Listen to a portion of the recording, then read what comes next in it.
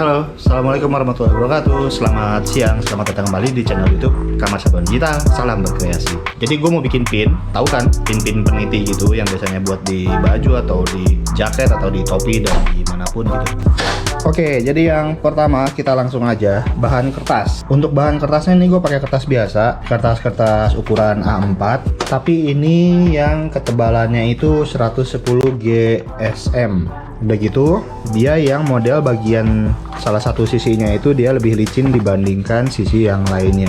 Pokoknya yang 110 ya, yang lebih tebal daripada yang biasa dipakai itu kan 70 GSM. Terus untuk printernya, itu printer biasa, boleh pakai printer apa aja. Dan jenis tintanya yang gue pakai sekarang tinta pigmen. Tapi kalau misalkan kalian pakai tinta-tinta biasa juga nggak masalah sebenarnya. Karena dia nanti bakal dilaminasi lagi pakai plastik doff, jadi lebih aman lah. Jadi artinya mau pakai tinta apapun itu sah-sah aja sebenarnya. Yang penting gambarnya tajam. Terus untuk settingannya pakai yang paling high lah. Nah terus untuk ukurannya, ini ukurannya yang 44 mili atau 4,4 cm.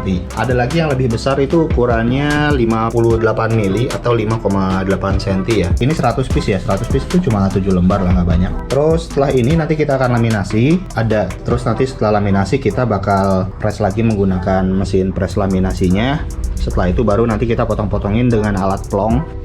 Kamu kenapa gitu ngeliatinnya? Nah kebetulan alat plong pinnya itu gue baru beli yang ukuran 44 karena sebelumnya gue cuma punya yang ukuran 58. Kita pakai alat itu dan ini murah kok, satuannya 2000 perak termasuk laminasinya. Boleh milih bisa dop bisa glossy ya. Minimal pemesanan 100 piece. Kita sekarang langsung ke proses laminasi.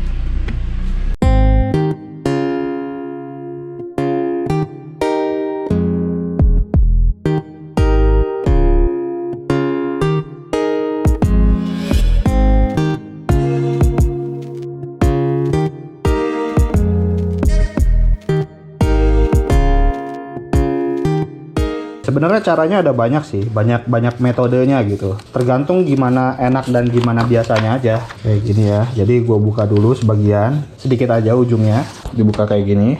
Terus taruh kertasnya ini di atasnya, terbalik ya, menghadap ke bawah ke lemnya. Kenapa kayak gini? Ini lebih enak untuk ngelihat pas atau enggaknya si plastiknya ini. Kadang kalau nggak diginin dia mencong gini kan, suka mencong gini, suka mencong gitu gitulah. Kalau gini enak. Dipasin biar nggak melencong ke luar. Terus kurang atas, seginilah kurang lebih ya.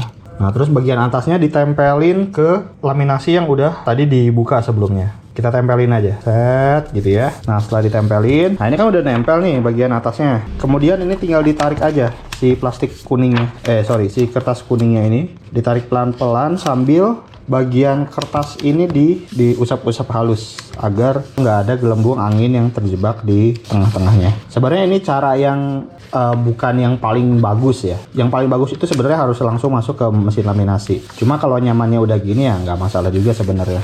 Nanti mungkin kalau misalkan ada yang bikin lagi nanti gua kasih lihat caranya yang langsung masuk ke mesin. Nah ini kan masih ada gelembung-gelembung kayak gini sedikit. Nanti kalau pas di press pakai mesin laminatingnya ini bakal hilang.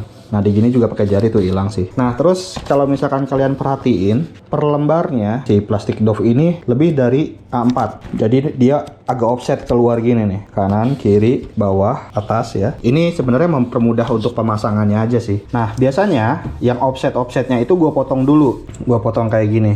Jadi sebelah kanan, kemudian bawah, kemudian sebelah kiri. Nah, kenapa gue potong kayak gitu? Alasannya adalah yang pertama biar rapi. Yang kedua, kalau misalkan tadi masih ada sisaan plastik doff yang offside itu, nah nanti pada saat masuk ke dalam mesin laminasi ini, si plastik doff itu bakal nempel ke batang penggulungnya dan dia bakal muter ke bawah. Dia nanti bakal ngelipat ke bawah ke sana, nggak keluar. Karena kan ini mesinnya tuh harusnya keluarnya ke sana. Kalau masih ada plastik doffnya, dia bakal nempel ke batang roll dan bakal masuk ke bawah gitu, seret gitu. Jadi kurang bagus lah. Sekarang kita akan langsung masuk ke proses pengepresan. Ini mesin press laminating namanya. Ini banyak kita lihat lah di tukang fotokopi, pasti kalian sering lihat juga. Ini bisa disetting panas suhunya, bisa sampai 200 derajat. Cuma gue jarang banget, paling pakainya pakai 110 kalau untuk laminating. Nah kalau untuk apa namanya, ngepres laminasi untuk pin ini, gue nggak pakai panas. Jadi panasnya gue matiin aja gitu. Jadi ini panasnya gue open, ini maju mundurnya ke atas maju, nih nanti ke sana ya. Terus ini power. Kita langsung masukin aja yang kertas yang pertama. Oke, kita lihat prosesnya. Ya mungkin ini udah nggak aneh ya. Mungkin kalian juga udah sering lihat lah di tukang fotokopi atau bahkan kalian punya juga di rumah gitu. Tapi mungkin ada juga teman-teman di daerah yang belum tahu alat seperti ini. Jadi sekalian aja gue mau ngasih tahu juga ke kalian gitu. Makanya gue bikin konten yang agak melenceng sedikit, yang biasanya bikin sablon-sablon DTF. Sekarang gue bikin pin gitu ya, biar ada variasi juga gitu, nggak bosen. Ini bisa 1 kali, bisa 2 kali, 1 kali juga udah bagus sebenarnya. Cukup 1 kali aja. Gue bakal time lapse aja ya biar cepet.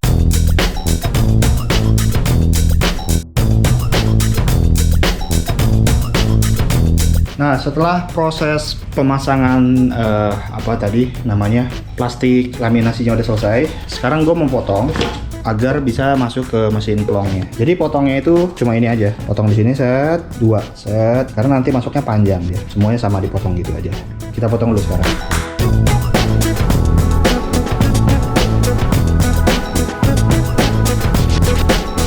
Tahap berikutnya adalah pemotongan menggunakan alat ini. Ini namanya alat plong pin ya. Ada yang ukuran 44, ini ukuran yang 58, yang lebih gede. Nah, untuk cara penggunaannya gampang, simpel banget. Ini kertas yang udah gua potong-potong tadi, yang udah dilaminasi itu, dimasukin aja ke atas sini. Jadi ini ada lubang, masuk ke dalam, terus tinggal dipasin aja di sini ya.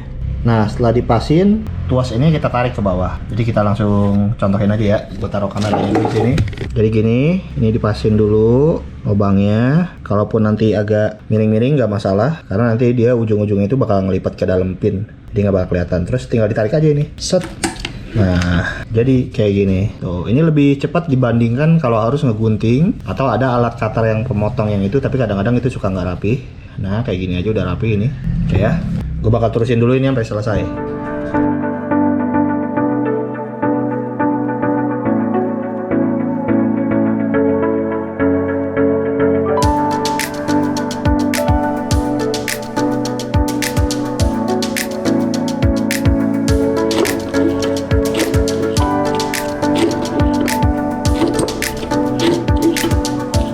Untuk bahan baku pinnya gue pakai pin baru ya, bukan pin recycle. Ini pin baru, kita buka dan kita siapin dulu. Nah, ini alat mesin pinnya namanya Talent. Nah, kalau kita beli 1 set pin itu kita dapat pinnya, pin penitinya yang bagian belakang. Terus dapat besinya juga kayak gini dan dapat juga plastik mikanya. Cuma plastik mikanya ini nggak gue pakai karena kan udah dilapisi pakai laminasi dop ya, printannya yang tadi. Jadi mikanya ini nggak dipakai. Jadi yang pertama adalah kita akan taruh besinya dulu di sini. Di wadah yang pertama taruh seperti ini, masuk, kelihatan kan? Ini udah masuk besinya. Kemudian kita taruh desain yang udah di print tadi, yang udah dipotong seperti ini. Nah, ini nanti menyesuaikan ya, bisa gini, bisa gini, bisa gini, tergantung nanti posisi hasil pertama. Ini sebenarnya uji coba juga ya, karena gue udah lama banget nggak bikin pin. Nah, terus kemudian kita geser ke sini, set, terus kita press sekali, nggak usah terlalu kenceng presnya, cukup 1 kali aja. Setelah di press, kemudian kita masukkan penitinya di wadah yang kedua sebelah sini. Gini ya, kalau nggak salah sih gini nih posisinya. Nah, agak miring sedikit ya ke kiri kayak gitu, kelihatan kan? Kemudian kita geser, set. Nah, yang di sini udah hilang, bukan sulap tapi dia udah naik ke atas sini. Jadi ini kan tadi kan di press sekali, set, pindah ke atas dia, baru di sini diisi, kita geser, baru kita press agak kencang sedikit, geser, lupa dipegang, dah selesai. Hasilnya seperti ini, bisa dilihat ya. Tuh, oke. Nah, kelihatan gak sih? Agak ngeblur ini kalau deket. Ini cepet banget dan ini hal yang menyenangkan sebenarnya bikin pin tuh, satisfying kalau udah jadinya. Kalau gue sih seneng sih.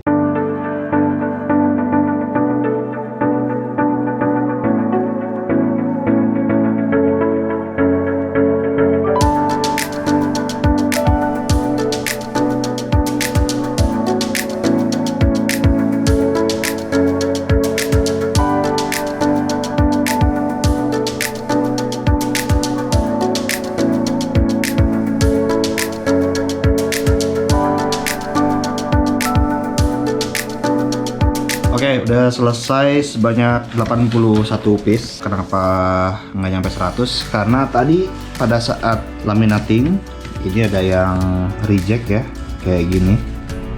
Laminatingnya nggak bener karena jujur aja gue udah lama nggak bikin pin, jadi teknik-teknik laminatinya agak lupa-lupa inget lah. Nah ini nggak gue pakai ya yang reject gini, jadi ini gue buang. Kita akan bikin lagi yang baru.